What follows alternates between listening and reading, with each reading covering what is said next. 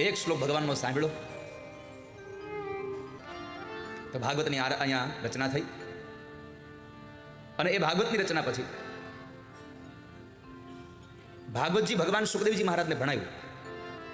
જે સુખદેવ સંસાર મૂકી નીકળી ગયા હતા એ સુખદેવ પાછા ભાગવતજીના શ્લોકો સાંભળીને પાછા આવ્યા.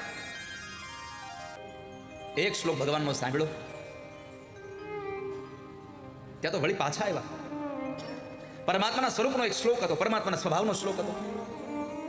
અહો બકીયમ સ્તનકાલકૂટમ જિઘામ સયાપાય યદપ્ય સાધવી લેભે ગતિમ ધ્યાતૃચિતામ તતોન્યમ કંબા દયાલુ શરણમ હૃદયમ. ભગવાનનો સ્વભાવ કેવો છે તો કહે છે કે દૂધ પીવડાવે એ યશોદાને મોક્ષ આપ્યો અને જે પુત્રએ ઝેર પીવડાવ્યું એને મોક્ષ આપ્યો, એવો ભગવાનનો સ્વભાવ છે.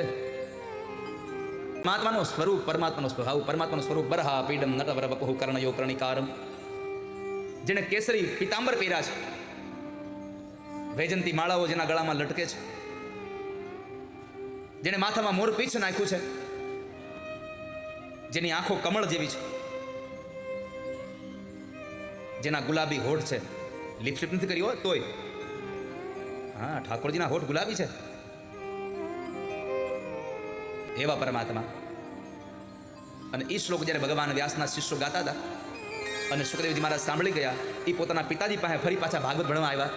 એણે ભાગવત ભણ્યું. ભાગવતને ભણીને પછી ભાગવત વાંચવાનો નિર્ણય કર્યો.